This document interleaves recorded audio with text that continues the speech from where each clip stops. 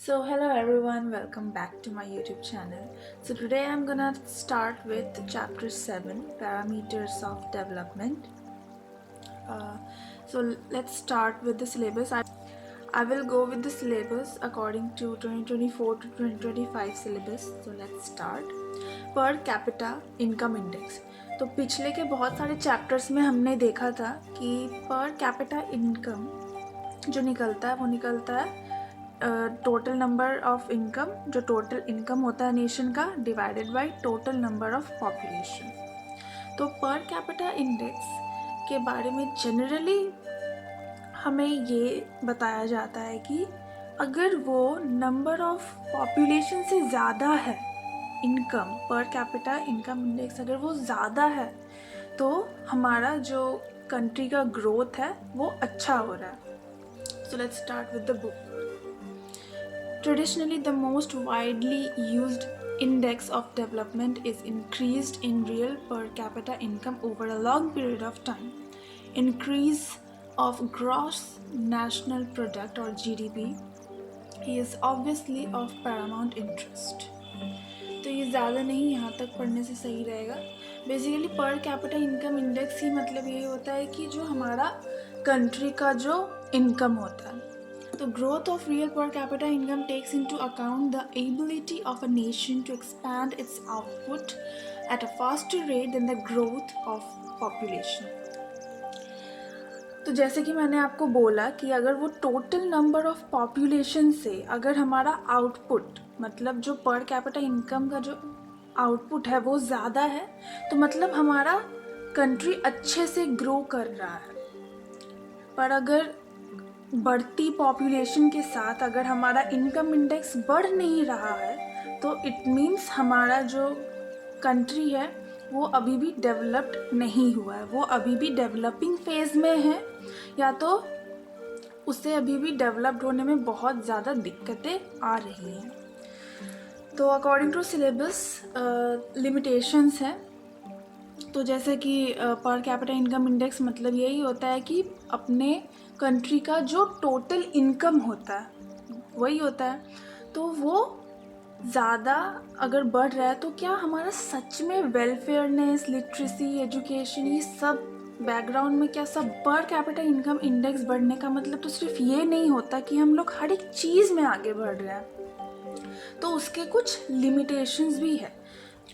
Okay, so the first limitation of the per capita income index is that it does not consider the composition of output from the viewpoint of development and economic welfare. What is important is not only more output but also what is the composition of output. If increase in the total output has resulted from increase in the production of non-civilian goods like armaments, this should not be taken as an index of economic development and economic welfare. तो first limitations जो हमारा दिया हुआ है ये है composition of output, मतलब जितना आउटपुट हमारा निकल रहा है वो कौन से चीज़ का है। We also have to look it after कि कौन सा चीज़ से हमारा जो पर कैपिटा इनकम है वो बढ़ रहा है, क्योंकि पर कैपिटा इनकम जैसे कि यहाँ पे दिया हुआ है तो ये दिखाता है कि अगर हमारा पर कैपिटा इनकम अगर बढ़ रहा है तो वो किस कारण से बढ़ रहा है।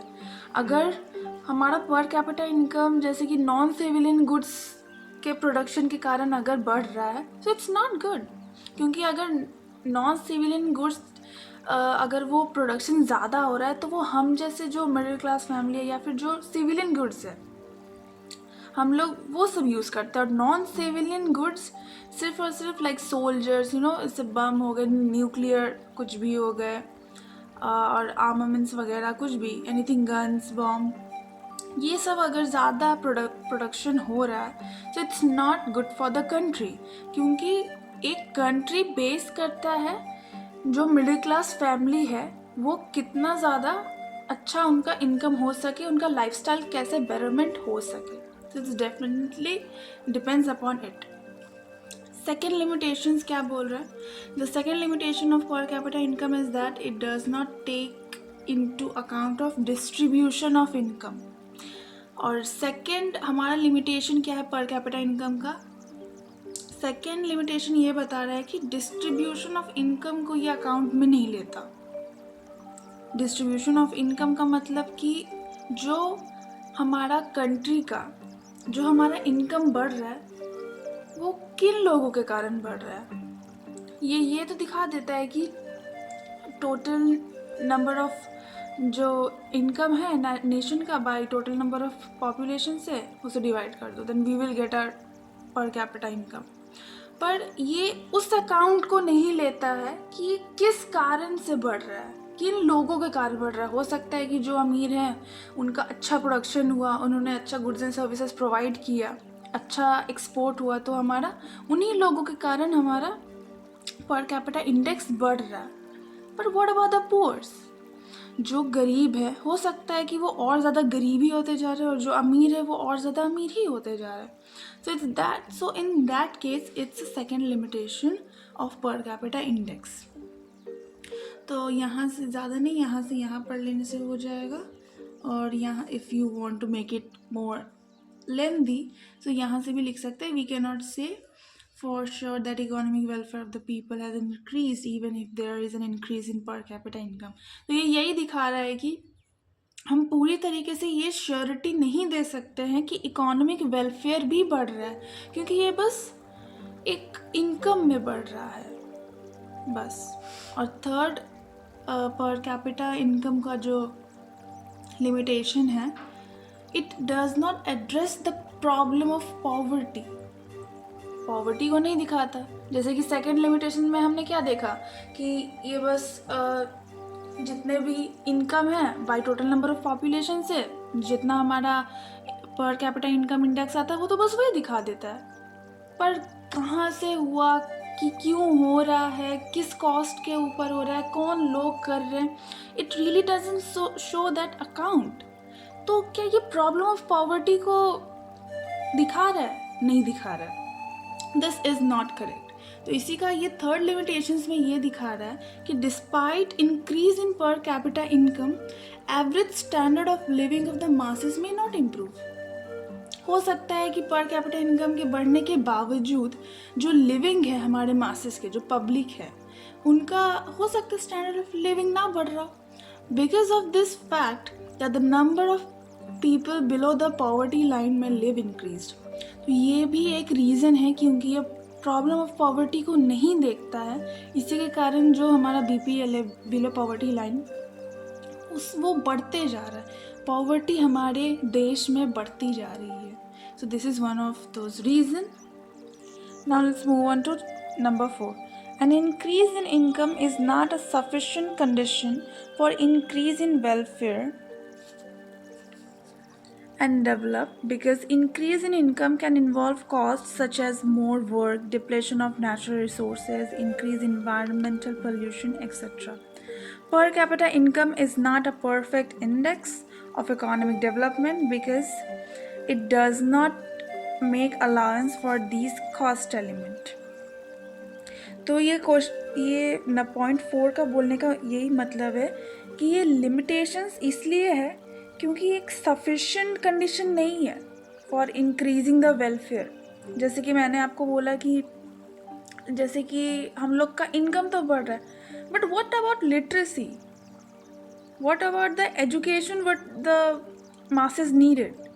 और जैसा कि पॉवर्टी बढ़ते जा रहा है, हो सकता है कि हमारा पर कैपिटा इनकम इंडेक्स का जो इनकम है वो बढ़ रहा है, पर हो सकता है अंदर में हमारे जितने कंट्री के नेचुरल रिसोर्सेज है वो डिप्लीट हो रहे, इन्वायरमेंटल पोल्यूशन बढ़ रहा है और भी बहुत सारी चीज़ें हो रही है। तो ये चीज़ में नहीं अलाउंस की जाती, ये तो नहीं दिखाया जाता in the accounts of per capita income index. तो ये भी एक लिमिटेशन है पर कैपिटा इनकम इंडेक्स का। If you want to look up for the example, then let's move on to example. Let me see if it's necessary or not. Example में वही बोल रहा है कि जैसे कि मैंने आपको बोला कि प्रोडक्शन बढ़ाने के लिए, गुड्स एंड सर्विसेज या कमोडिटीज़ को बढ़ाने के लिए बहुत सारी कंपनियां हो सकता है नेचुरल रिसोर्सेज को एक्सप्लॉइट कर रहे हों और जो लेबर्स है उन्हें रूथलेसली काम पे दिया जा रहा है कि बिकॉज एज वी नो कि India is a developing country और यहाँ पे डे बाय डे पॉपुलेशन बढ़ते जा रहा है, तो due to the increment of in the population जितने भी सारे वेज रेट्स हैं वो दिन पर दिन लो होती जा रही हैं. So this is one of those reasons. Number 5 is also a really nice topic. तो कोई 6 पढ़ने होते हैं इसलिए मैं कोई 6 पढ़वा दूँगी and this is really big, तो ये नहीं पढ़ने की ज़रूरत है.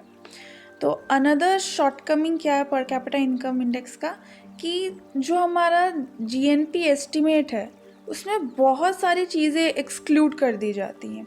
जैसे यहाँ पे एग्जांपल्स दी हुई है, जैसे कि हमारे घर में जो हमारी माएँ हमारे लिए खाना बना रही हैं, हमारे पापा जो हमें पढ़ा रहे हैं एंड ऑल दोज थिंग्स जो हमें विदाउट एनी क्या कहते हैं ना, नॉन इकोनॉमिक रिसोर्सेज, तो जिसके लिए लोगों को पे नहीं किया जाता. सो बेसिकली ये सब जो चीज़ें हैं वो एक्सक्लूड कर दिया जाता है जीएनपी से. Look, here are the example. There are many services which for no cash payment is made. One of these services is the service of housewife in their own home, such as cooking, looking after the household, taking care of the children, etc. Similarly, men folk do many services for themselves or for their family members, such as shaving, gardening, and teaching their own children. यहाँ तक पढ़ना सही रहेगा.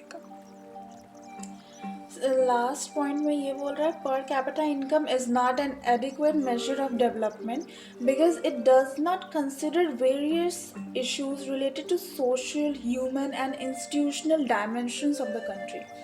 और lastly, per capita income को एक adequate major नहीं बताया जा रहा है जस्ट बिकॉज ये बहुत सारे इश्यूज़ को अकाउंट में नहीं ले पाता. जैसे कि हमने इतने सारे जो शॉर्टकमिंग्स पढ़े, उन शॉर्टकमिंग्स को पढ़ने के बाद हम देख सकते हैं कि बहुत सारी चीज़ें इसमें अकाउंट्स नहीं होने के बाद ये सिर्फ एक ही चीज़ को दर्शाता है, वो है इनकम कितना बढ़ा एक कंट्री का. तो दिस इज़ नॉट एडिक्वेट. सो इसीलिए पर कैपिटा इनकम का ये 6 लिमिटेशंस आप लोग पढ़ लीजिएगा. This is really nice.